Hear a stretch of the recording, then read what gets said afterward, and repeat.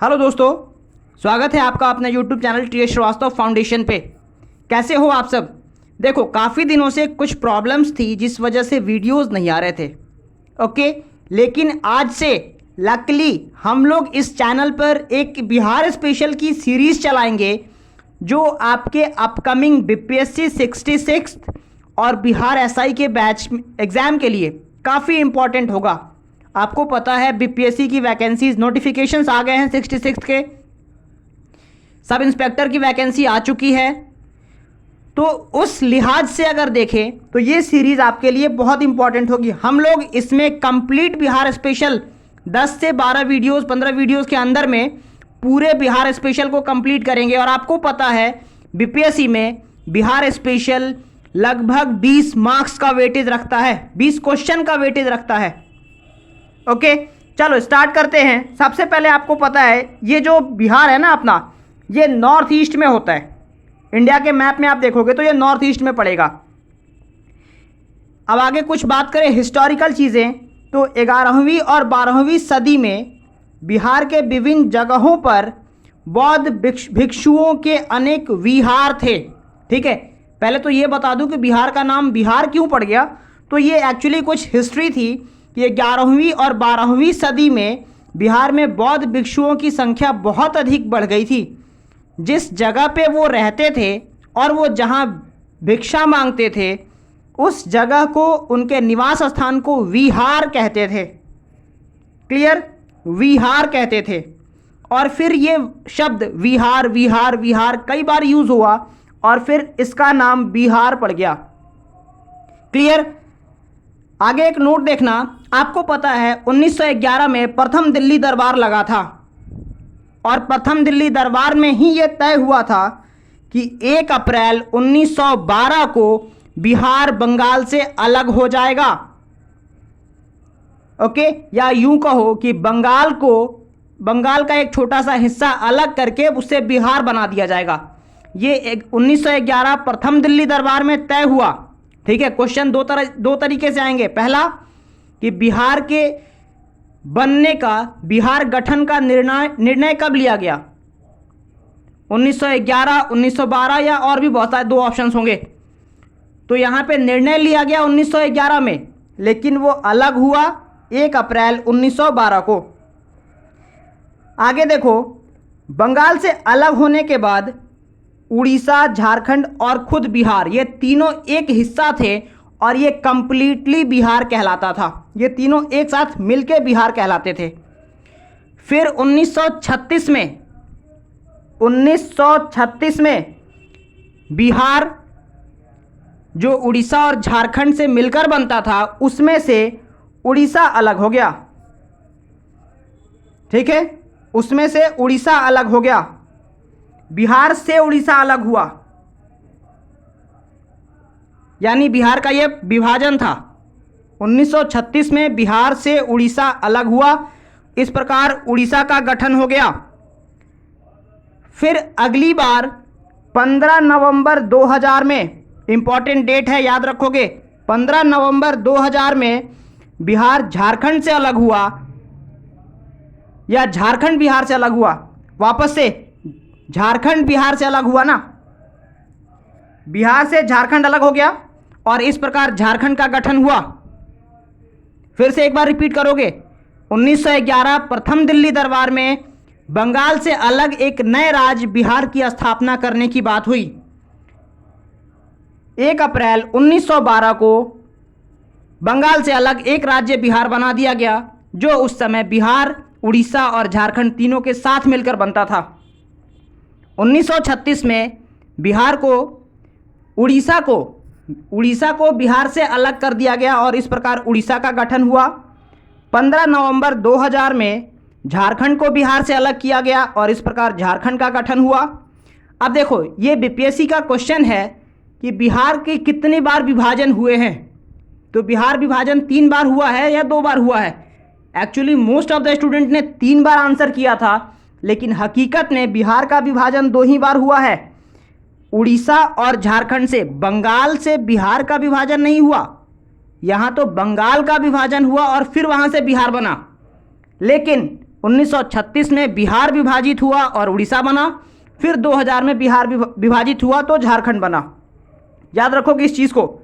चलो इसके बाद बिहार का थोड़ा सा मैप देखते हैं। देखो बिहार का स्ट्रक्चर कुछ ऐसा आयताकार या रेक्टेंगुलर है, ठीक है। बिहार एक आयताकार राज्य है, पता है आपको, रेक्टेंगुलर है। हमने ऐसा बनाया, इसके नॉर्थ में नेपाल, वेस्ट यानी पश्चिम में उत्तर प्रदेश, झारखंड दक्षिण में, और वेस्ट में बंगाल, वेस्ट में बंगाल नहीं, वेस्ट बंगाल ईस्ट में, ठीक है। एक बार फिर से रिपीट करो, नेपाल, एन से नेपाल, एन से नॉर्थ, याद रहेगा। वेस्ट में उत्तर प्रदेश, पश्चिम में उत्तर प्रदेश, दक्षिण में झारखंड और पूरब में पश्चिम बंगाल। ये चारों चीज़ याद रखोगे, एग्जाम्स में आते हैं। बिहार की लंबाई 345 किलोमीटर, दिख रहा है 345 किलोमीटर है। 345, ऑप्शन में कंफ्यूज नहीं होगे, 543 दे दे, 334 दे दे, इस तरीके का ऑप्शन अगर एक दो डिजिट आगे पीछे करके दे तो कंफ्यूज नहीं होगे। बिहार की लंबाई 345 किलोमीटर और बिहार की चौड़ाई, लॉर्ड बुद्धा जब मरे थे 483 किलोमीटर। अरे भाई वो किलोमीटर में नहीं मरे थे, लेकिन चूंकि ये डिस्टेंस है इसलिए हम किलोमीटर में गिन रहे हैं, लेकिन आपको याद करने में आसानी हो इस वजह से आप इसको बिहार की चौड़ाई डेथ ऑफ बुद्धा से याद कर सकते हो, 483 किलोमीटर। लंबाई 345, चौड़ाई महात्मा बुद्ध का जन्म, महात्मा बुद्ध का जन्म नहीं, महात्मा बुद्ध की मरण तिथि 483 किलोमीटर।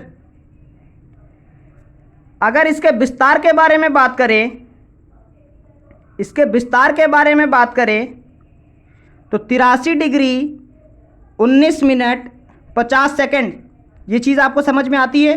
83 डिग्री 19 मिनट 50 सेकंड से 88 डिग्री 17 मिनट 48 सेकंड।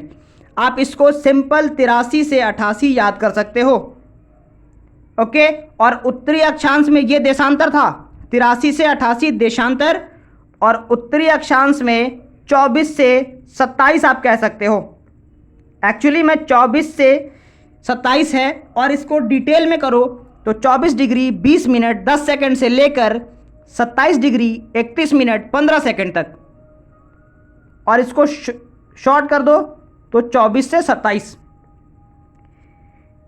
बिहार की लंबाई 345, बिहार की चौड़ाई 483।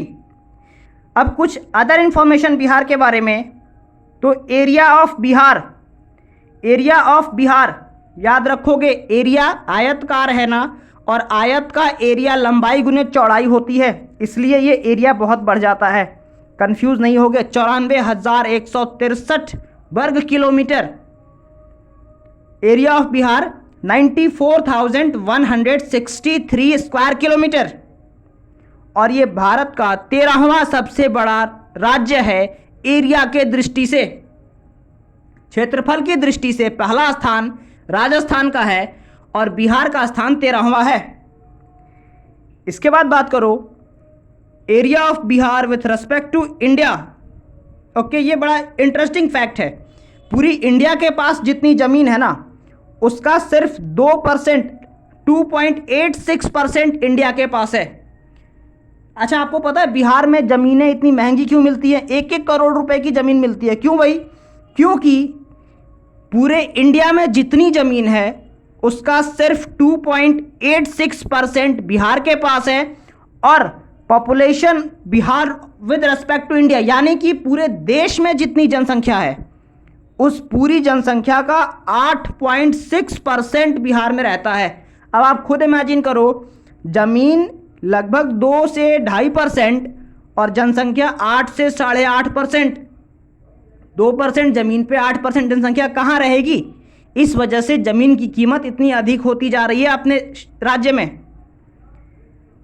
क्लियर है? आगे बात करें बिहार में प्रमंडल की संख्या। बिहार में प्रमंडल की संख्या, ये सब काफ़ी इंपॉर्टेंट है, छोटे छोटे क्वेश्चंस होते हैं, आ जाएंगे और कन्फ्यूज़न हो जाता है।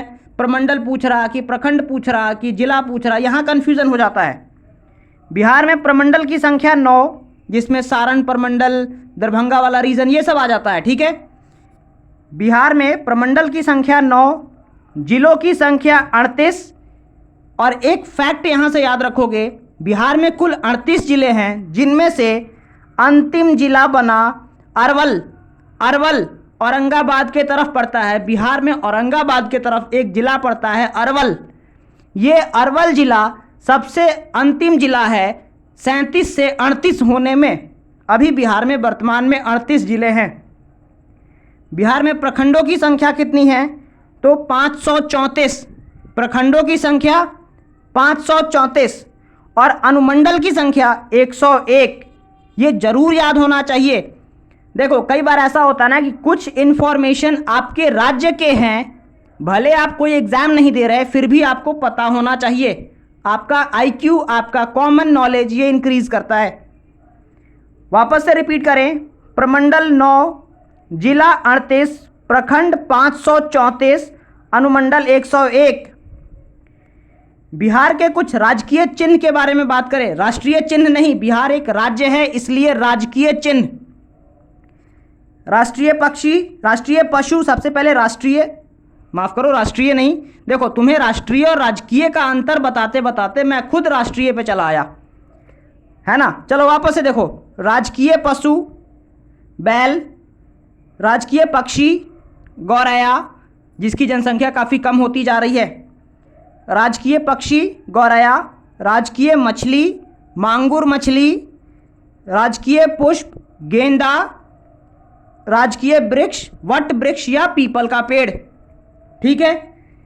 ये आपके राजकीय चिन्ह हैं जो आपको याद रखने हैं।